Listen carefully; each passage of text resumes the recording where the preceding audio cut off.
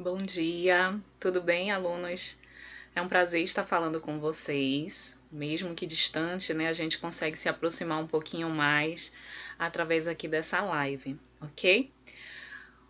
Hoje eu vou fazer uma experiência diferente com vocês. Não sei se vocês observaram que o chat está aberto, né? Então vocês vão poder interagir aí comigo se tiver alguma dúvida, se tiver algum questionamento, pode jogar aqui no chat, ok? Lembrando que o chat eu deixei aberto para a gente conseguir interagir, né? Se você tiver alguma dúvida, alguma curiosidade, não é permitido você estar conversando com seus colegas, colocando figurinha, né? Isso aí deixa para sua rede social pessoal, ok? Aqui a gente vai tentar utilizar o chat para nossa aula, ok? Eu vou dar alguns minutinhos aí para quem está conectando, para quem está chegando, ok? Peço a você o que eu sempre peço aqui nas lives ou nos slides comentados, vá pegar seu caderno. Aqui não é para você só ficar assistindo, é para você copiar, é para você anotar o que você achar mais importante, certo? Hoje, conforme você viu, nós vamos conversar um pouco sobre o absolutismo na França. Né? Vamos ver como que se deu esse regime político no território francês. Tem algumas curiosidades interessantes, eu acho que vocês vão gostar. Então vai lá, pega o teu caderno para fazer as tuas anotações, ok? Utilize o chat se necessário para alguma pergunta, algum comentário, beleza? Então vou dar aí mais um minutinho e meio aí para os nossos colegas chegarem, tá bom?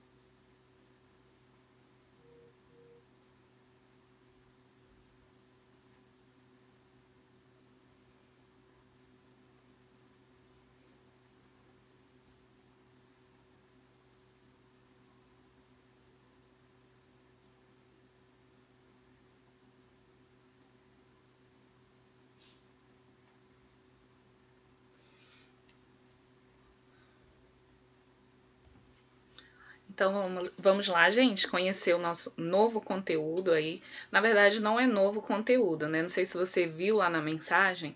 Esse nosso conteúdo, ele se chama Absolutismo e Mercantilismo, né? Ele vai englobar aí uma série de informações. Por isso eu resolvi dividir esse conteúdo em 3 partes, como você já viu, né? A primeira parte foi o slide comentado, que a gente já concluiu, já fez uma pequena atividade sobre ele. A segunda parte será essa, que é o absolutismo francês. E a terceira e última parte deste conteúdo será o absolutismo inglês, que eu vou passar amanhã para vocês através de um slide comentado também, ok? Então, tanto as lives quanto as aulas comentadas, gente, pegue o seu caderno, faça anotações como se fosse na aula presencial, ok? Então, eu espero que ao pegar o caderno de vocês no nosso retorno, estejam todas as anotações, né? Lembrem que eu sempre falei para vocês, nós estamos sem o livro nesse momento, então tudo que você anotar é válido, né? Então anote tudo que você achar de mais importante. A live vai ficar gravada para você ver em outra hora, com mais calma, para dar pause, ok? Então é isso. Então nós vamos começar com o absolutismo francês, como esse regime aconteceu no território da França, ok? Vamos lá então? Bom, então nós vamos iniciar aí o absolutismo francês. Essa imagem ela representa o principal monarca da França. O nome dele é Luís XIV. Ele ficou conhecido, só para vocês terem uma ideia, a gente vai ver melhor isso daqui a pouco, como Rei Sol. Observem, gente, toda a postura dele, a vestimenta, a forma do cabelo, a pose, né? Tudo isso fazia parte de um rei absolutista. Inclusive aí, principalmente para as meninas que gostam de moda, salto alto, galera, foi ele o inventor do salto alto. Olha que interessante, né? Um rei absolutista foi criador e inspirou a moda, até os dias de hoje inspira a moda, ok?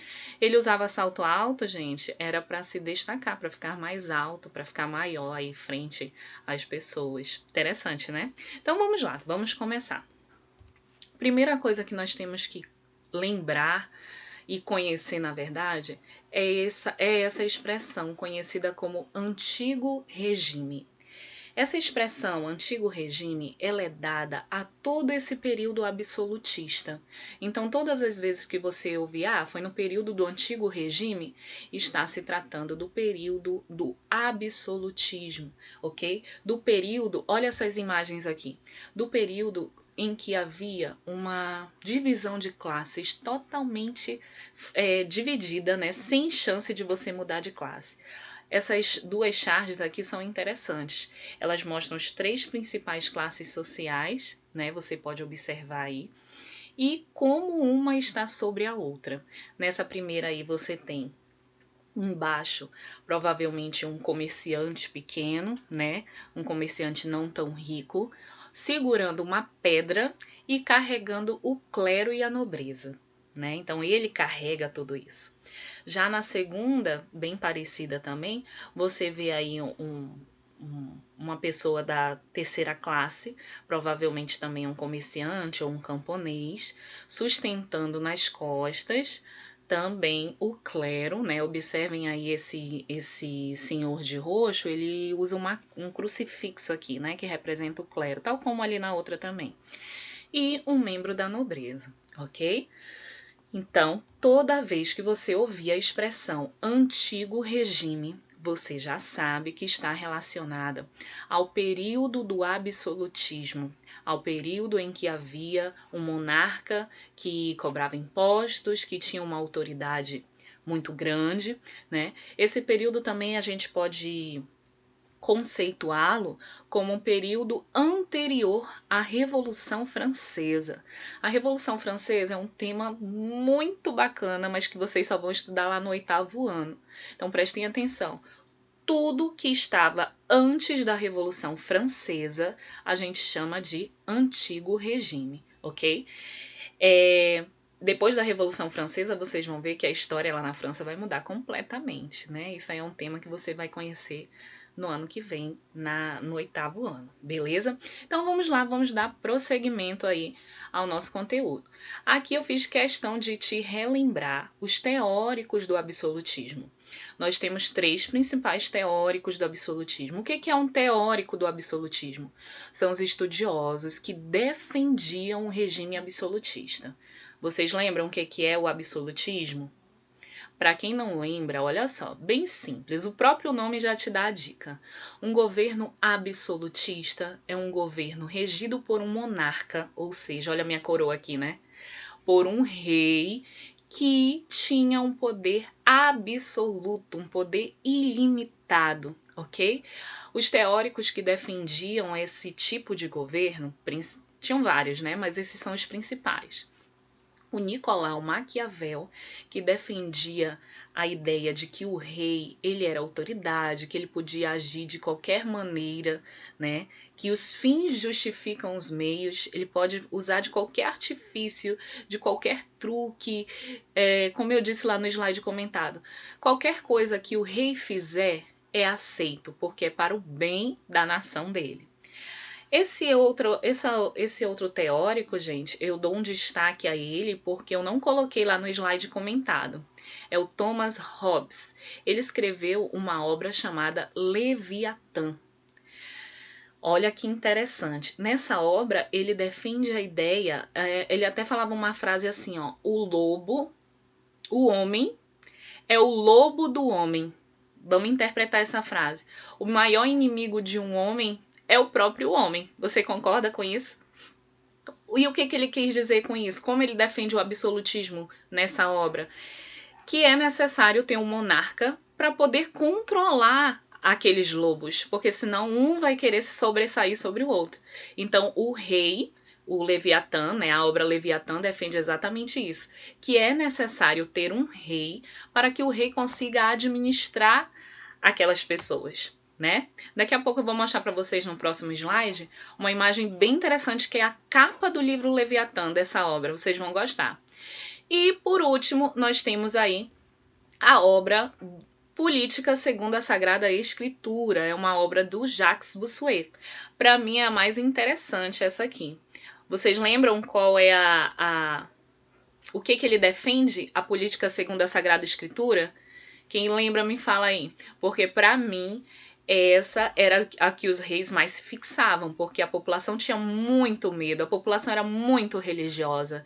Então os reis acabavam se defendendo com a obra Política segundo a Sagrada Escritura, né? Para quem lembra aí, essa obra ela defende a teoria do direito divino do rei.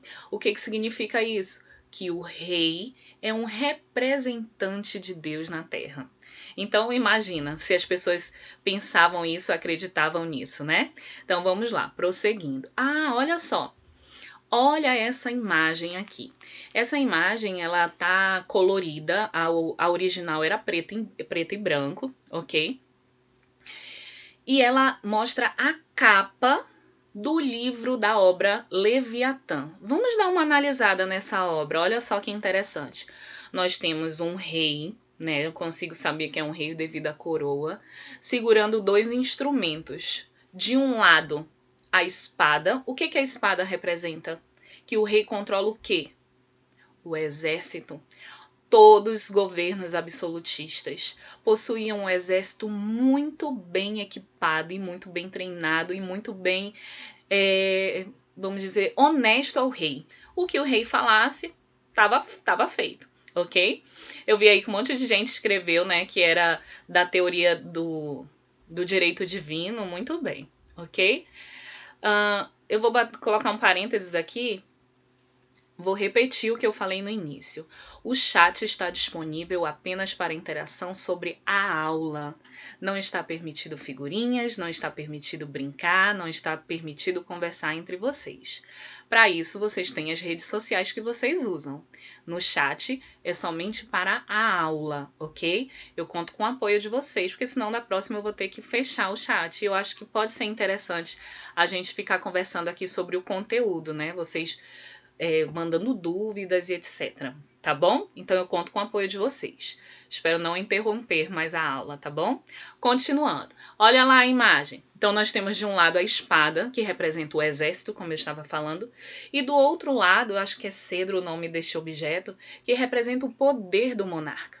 Observem também o tamanho do rei. O tamanho do rei está como um protetor ali de todo o território. Olha como o território está sendo colocado. Né? E o mais interessante dessa imagem, observem, não sei se dá para vocês verem aí pelo slide, do que é feita a roupa do rei. Observe aí, dá para ver, não sei se ficou muito claro, mas a roupa do rei é feita por vários rostos. O que isso significa?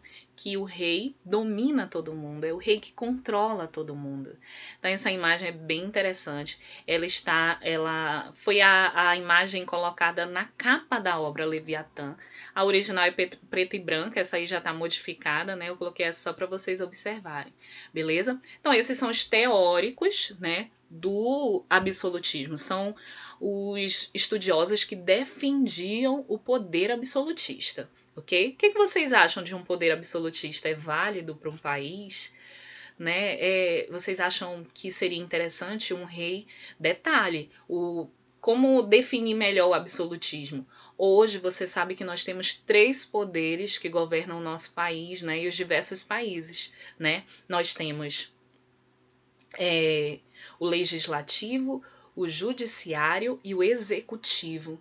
Então, o presidente ele não governa só, ele tem o auxílio desses 3 poderes. Num governo absolutismo, apaga esses 3 poderes, porque só existe um poder, o poder absolutista, ok? Então, isso aqui foi só para revisar, né, o que nós já conversamos lá no slide comentado e frisar aqui a obra Leviatã, beleza? Prosseguindo. Nos governos absolutistas do Antigo Regime, que nós já conversamos anteriormente, o que é esse período do Antigo Regime? Geralmente os monarcas eles impunham 2 coisas. Então, num país absolutista, geralmente tinham 2 coisas que eram obrigadas, que o rei obrigava. Uma era a religião. A religião era definida pelo rei. Se você não fosse da religião que o rei pedia ou mandava, você poderia ser punido ou expulso do país. E também a língua falada dentro dos territórios, ok? Continuando. Eu olho para o lado para eu ver os comentários de vocês, tá bom? Tá tudo bem até agora. Gente, aqui essa parte vocês vão gostar, presta atenção. Olha só isso. Nos países absolutistas, principalmente na França, que foi o país que mais exerceu esse poder absolutista, gente, foi a França. Ele foi exemplo para os outros países. Nos países absolutistas do Antigo Regime, existiam regras de etiqueta que eram levadas muito a sério. Para vocês terem uma ideia, vocês sabem que existia a burguesia, né? A burguesia tinha burgueses que eram muito ricos. Mas como diferenciar um burguês muito rico da nobreza? O que diferenciava esses 2 indivíduos, esses 2 grupos, era o modo que eles se comportavam. A nobreza cortesã, o que é a nobreza cortesã? É a nobreza que vivia com o rei. Ela se comportava de uma maneira muito mais sofisticada. Era essa maneira que eles tinham para diferenciar se tu era um burguês ou se tu era da nobreza. Observe essa tirinha aí, esse desenho aí que eu coloquei para vocês. Tem um burguês aí do lado, tipo, olhando, né? E tem um nobre falando assim: você pode até ser rico. E a mulher fala, mas nunca será como nós. Porque as regras de etiqueta e de comportamento que a nobreza tinha era uma forma de diferenciá-los dos outros. Eu sou nobreza, eu me comporto diferente. Então eu sou diferente, eu sou especial, eu sou melhor por isso. Ok? Então, olha só, era necessário para distinguir a população comum da nobreza. Então, como eu sabia se aquele indivíduo era nobre ou não? Através do comportamento dele, ok? Era uma forma de distinção social, era uma forma de diferenciar um do outro. Olha as regras aqui quais eram, por exemplo, gente, olha que engraçado isso. Imaginem, os nobres... Se isso era uma regra para a nobreza, significa que todo o resto da população fazia isso de forma muito comum. Olha só as regras, algumas delas, né? Não cuspir às mesas durante as refeições, não comer com as mãos, inclusive foram os nobres franceses os primeiros a utilizar talheres. Então hoje, meu querido, se você usa o garfo e a faca no seu almoço, agradeça a nobreza cortesã, a nobreza real lá da França, tá bom? Não bocejar. Olha isso, se fosse na sala de aula, hein? Ninguém era nobre lá, né? Não bocejar em público era proibido, porque era uma coisa feia. A nobreza jamais poderia fazer isso. Olha esse, não soltar gases em público. Dançar apropriadamente em bailes. Portar sempre uma colônia ou perfume em seus bolsos. e cuidar da vestimenta e da maneira de falar. Nunca falar em tom alto, né? Sempre falar em tons mais baixos e com palavras sofisticadas. Então, olha que curioso, né? A nobreza ela se destacava. Como diferenciar um nobre de um burguês rico? Através da forma que eles se comportavam, ok? Gente, essas aqui são cenas do filme Maria Antonieta. É um filme que eu particularmente adoro. Eu acho um filme muito engraçado, muito interessante, muito chique também, porque a Maria Antonieta era bem chique. Não é bem dessa época que nós estamos vivendo, mas nesse filme você consegue ver um pouco das regras de etiqueta, das formas de vestimenta. Não sei se vocês já viram, com certeza já viram que em desenho animado ou filme que os reis usavam perucas, naquelas perucas cacheadas e brancas. Isso também é fruto aí do absolutismo francês, era mais uma forma de distinção social. Tu é rico ou tu é nobre? Né? Então dava para ver também pelo uso dessas perucas, ok?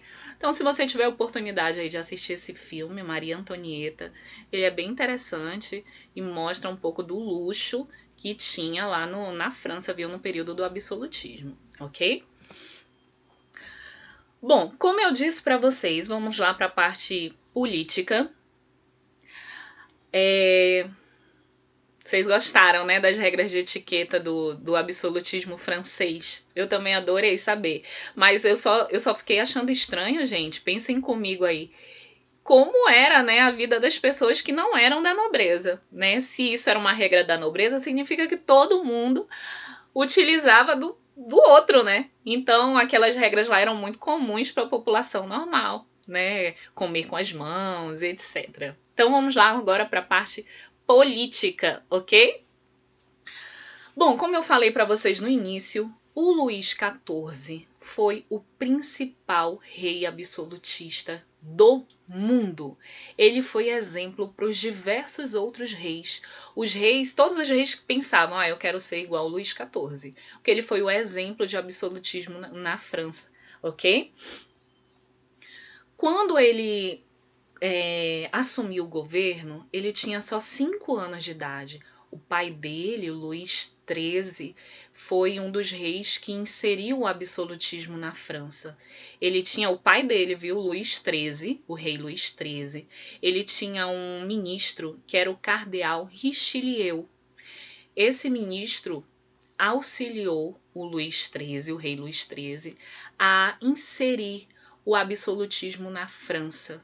Gente, quando a gente pensa em absolutismo, os nobres eles se sentem um pouco ameaçados, porque antes os nobres eles tinham poder de fala, eles tinham poder de administrar, e com o absolutismo eles têm o poder deles um pouco mais retraído. Né?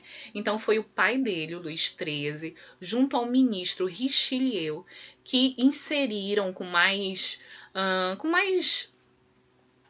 vigor, vamos dizer assim, o absolutismo na França.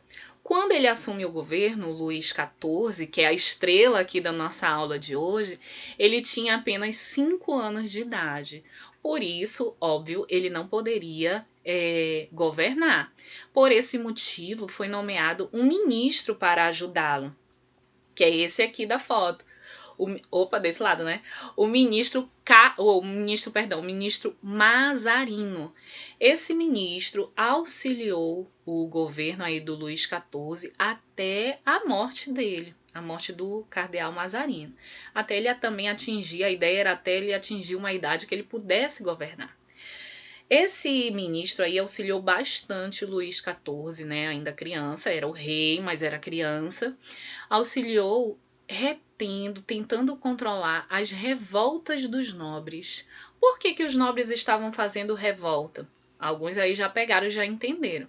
A nobreza estava fazendo revoltas contra o poder absolutista porque eles estavam perdendo o poder, eles estavam perdendo a voz dentro da França. Né? Essa centralização de poder incomodava alguns membros da nobreza que teriam seus privilégios cortados. Então, o papel do cardeal Mazarino foi exatamente esse: controlar essas revoltas, ok? Quando o Mazarino morre, Quem assume o poder de fato, agora sim, é o Luís XIV. E ele vai ter o poder centralizado, óbvio, né? Ele vai ter o poder nas mãos dele, ele é um rei absolutista. Mas ele nomeia um auxiliar para cuidar das finanças, da parte econômica, que é o Jean Baptiste Colbert. Então, aqui ao lado, você vê a imagem do Luís XIV, ainda jovem, por cerca de 18 anos. E aqui do lado, você vê o ministro das Finanças, o ministro econômico do rei Luís XIV, o Colbert, ok? Vou dar uma olhada aqui nos comentários, tá? A nossa etiqueta, principalmente o mundo da moda, é sim baseado na França, gente, no governo de Luís XIV. Moda, esses costumes que a gente tem, né, de educação, foram todos iniciados aí durante o governo absolutista de Luís XIV, ok? Eu adorei, achei interessante. Não podia nem bocejar, Jacó, realmente não podia. Beleza?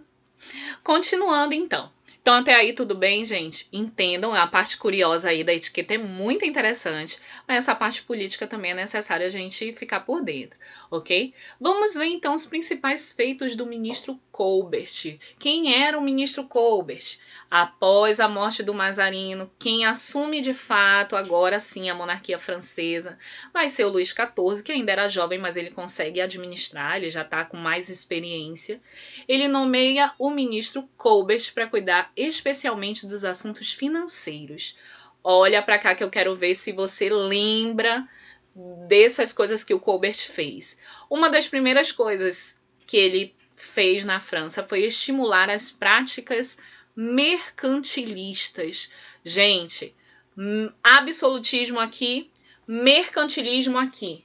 Eles andam de mãos juntas. Se eu falo de um governo absolutista, eu tá dizendo já na cara que ele faz práticas mercantilistas. O mercantilismo anda junto com o absolutismo, ok? Todos os países absolutistas do antigo regime tinham em sua economia as práticas mercantilistas, ok? O Colbert deu muita ênfase na manufatura interna. O que significa isso? Você lembra do protecionismo? Que eles querem vender mais as coisas fabricadas dentro do país, né? Por isso eles põem impostos aos produtos estrangeiros, né? O Colbert, ele deu ênfase, ele auxiliou os artesãos a produzirem mais dentro da França, justamente para que os franceses comprassem o menos possível dos países de fora, ok? Impôs altas tarifas aos produtos estrangeiros, você sabe que é o protecionismo, né? Estimulou o desenvolvimento da marinha mercante. O que tem a ver isso, a marinha mercante? Só é você usar aí a cabeça. Ele estimula a marinha com o objetivo de fazer com que a França consiga exportar os seus produtos por via marítima, ok? E, por último, concentrou a riqueza e poder nas mãos do rei. Então, observem, gente, um destaque no governo do Luís XIV. Nós temos que falar e temos que saber quais foram os feitos do ministro Colbert, que cuidou aí da área econômica. Observe que, em resumo, o Colbert ele tomou atitudes voltadas para as práticas mercantilistas, né? Produção interna, colocou impostos sobre os produtos estrangeiros, né? Criou a marinha mercante com o intuito de vender mais. E esse último aí que eu coloquei aqui do lado, concentrou a riqueza e poder nas mãos dos reis, e isso vai gerar uma série de revoltas dos nobres que vão ficar bem satisfeitos com isso, ok? Prosseguindo. Vamos conhecer mais então da nossa estrela da nossa aula, Luís XIV, o Rei Sol, né? Ele era super fiel à obra do Bossuet, que é a política, né, segundo a Sagrada Escritura. Então, para ele, gente, não é nem questão que eles mentiam, assim, eles acreditavam, cara, se eu sou rei, é porque Deus me colocou aqui. Foi vontade de Deus que eu fosse rei. Então, tudo que eu faço realmente é a vontade de Deus, né? Eles acreditavam nisso. Eles acreditavam na teoria do direito divino do rei. como eu falei desde o começo da aula, é considerado o maior rei absolutista de toda a história. Foi ele que exerceu o absolutismo da forma mais brilhante. Alimentou o culto à sua imagem. Gente, o rei, presta atenção no que eu vou falar. O rei que mais tem estátuas, pinturas, desenhos, enfim, pinturas e estátuas. O rei que tem mais pinturas e estátuas do mundo é o Rei Sol. É o rei Luís XIV. Esse título de Rei Sol foi ele que se deu. O que é o Sol? É o astro maior, é o astro principal. Sem ele não existe vida. Então, olha só o apelido que ele se deu, né? Se achava a última bolacha do pacote, né? E ele também costumava falar essa frase aí: o Estado sou eu, o país sou eu, sem mim a França não existe. Né? Então, os reis absolutistas, eles tinham essa característica, né? Esse pensamento. Estão me perguntando aí sobre a rainha, se a rainha tinha alguma influência nos reinos. Gente, querendo ou não, as rainhas exerciam influência principalmente com os seus maridos, né? A gente vai ver que vai existir algumas rainhas aí ao longo da história, mas realmente era mais ligada ao homem. E muitas das vezes as mulheres exerciam alguma influência com seus maridos e eles acabavam ouvindo-as, né? Mas não que necessariamente elas governavam no lugar deles, né? Beleza? Bom, dá uma lida aqui, ver se tem alguma coisa a ver com o Rei Sol. Rei Sol, como eu falei para vocês, né? Faz sentido ao astro principal. Acho que eu já respondi essa pergunta. Vamos lá, continuando. Gente, essa parte também eu adoro falar dessa parte para vocês. Durante o governo do Luís XIV, ou Rei Sol, como vocês preferirem chamá-lo, houve a construção do Palácio de Versalhes. O Palácio de Versalhes ele foi construído para a moradia do rei e da nobreza cortesã. É o maior símbolo de ostentação do poder absolutismo na França.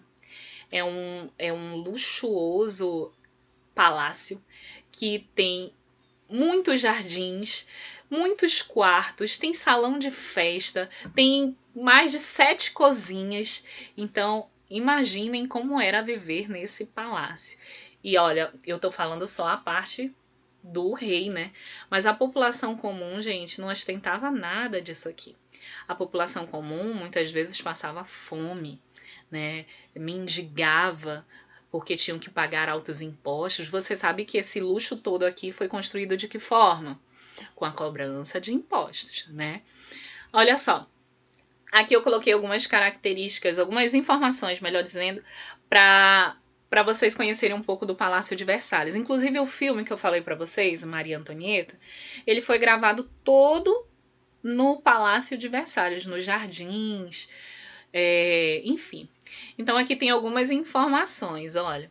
Tem cerca de 700 quartos, 2.000 janelas, 67 mil metros quadrados. Gente, esse palácio é lindo. Ele é aberto hoje à visitação, ele funciona como um museu, né? Está situado bem próximo a Paris, né? Eu já tive a oportunidade de conhecer, que foi um sonho na minha vida conhecer esse palácio. E espero que alguém já tenha ido também ou que possa ir em breve, ok? Ele é lindo mesmo. Pesquisem sobre ele que vocês vão amar. Eu fico imaginando, imaginem, o número de empregados, o número de cozinheiros, né, para arrumar, para manter esse palácio. Ele é bem lindo. O Palácio de Versalhes era uma das formas de ostentação do poder absolutista de Luís XIV. Com dinheiro do Estado, com dinheiro do povo, Luís XIV também financiava escritores e criava academias para atividades como arquitetura, pintura e ciências. Então, Luís XIV também, ele, apesar de vocês estarem falando aí, professora, ele se achava, era um ricão. Exatamente, era tudo isso mesmo. Mas ele também era muito ligado ao mundo das artes, do conhecimento, ele estudava muito, ele adorava artes plásticas, pintura, morava um monte de artistas lá no Palácio de Versalhes, porque ele adorava ouvir poemas, contemplar obras, né? Então ele era bem culto também, viu? Não era só dinheiro e riqueza e ostentação, não. Ele também se dedicava bastante aos estudos. Interessante, né? Prosseguindo.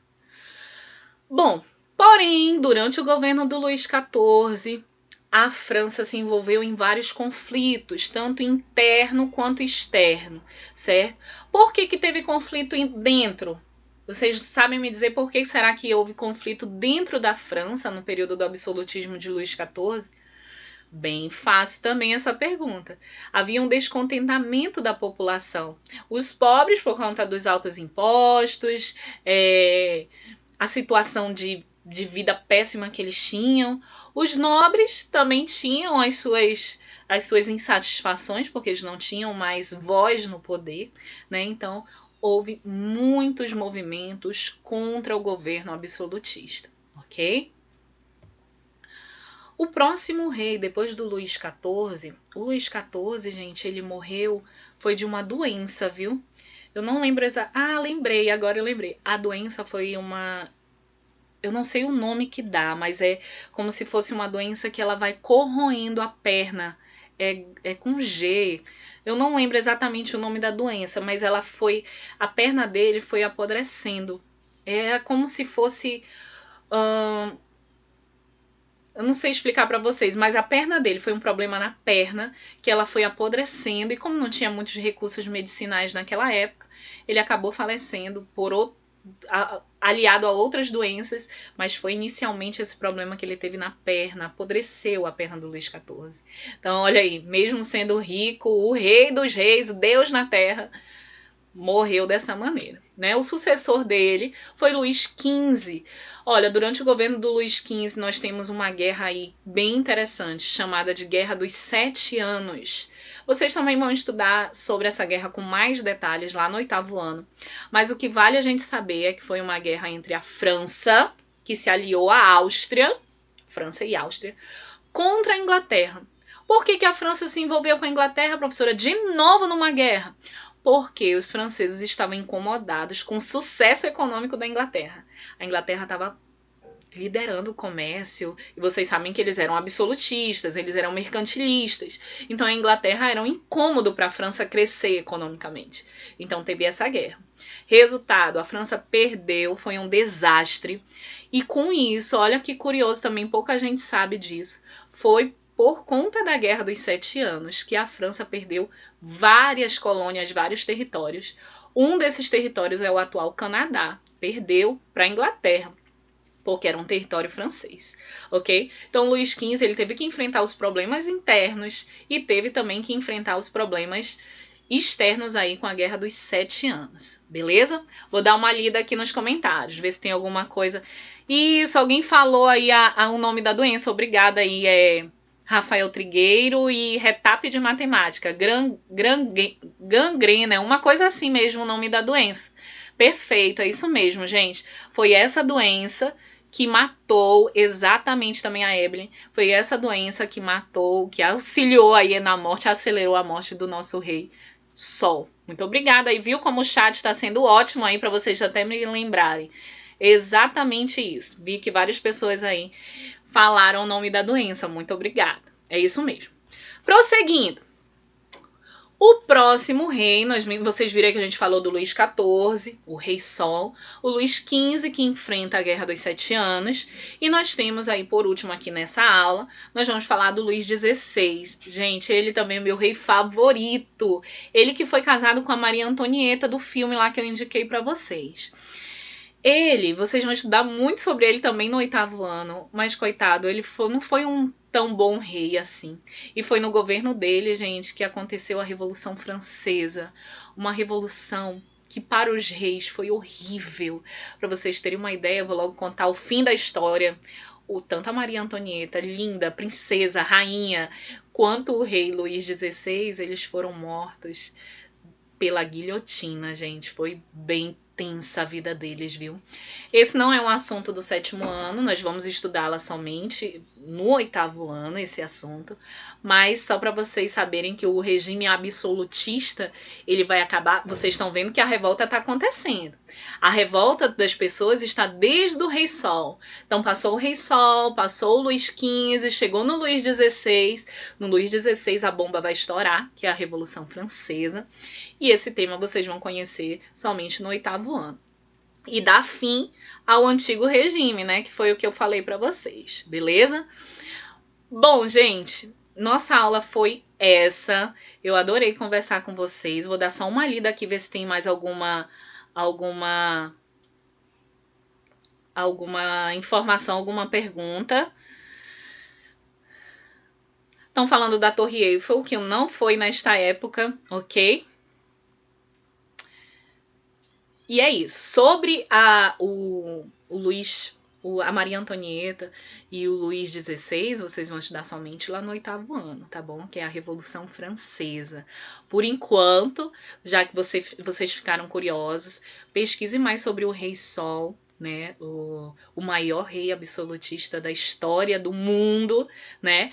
E é isso, gente. Se você tiver dúvida, se você tiver alguma dúvida sobre este conteúdo, você pode ir lá no chat do Ava. Eu adorei conversar com vocês. Parece que eu tô com vocês aqui, ouvindo cada voz aqui do que vocês estão escrevendo. Nós vamos fazer várias aulas assim, viu? Eu espero que vocês tenham gostado, certo? Nossa próxima live vai ser na semana que vem. Eu vou fazer uma live dessas, igual a essa aqui, uma vez por semana, para a gente interagir e conversar. Obrigado por vocês que usaram o chat da maneira correta. Foi muito bom, eu adorei, de verdade. E muito obrigada por tudo, gente. Continuem estudando, se dedicando, fazendo as atividades, entregando na hora certa, ok? E qualquer coisa, contem comigo lá no chat do Ava, que eu estou lá diariamente, ok? O nome do filme, só para finalizar, sobre o Rei Sol eu já expliquei lá no começo, tá bom, Marcos? Pronto, sobre o filme, você veja aí se você... Eu não sei se tem no Netflix, mas eu acho que não tem. O nome do filme é Maria Antonieta. Vale lembrar que ele não é do tema que nós estamos estudando. Ele vai ser perfeito para vocês no 8º ano. Porém, eu aconselho vocês a assistirem devido... Você vê ali como é o Palácio de Versalhes, como era o luxo. Claro, é um filme, gente, não esqueçam, é um filme.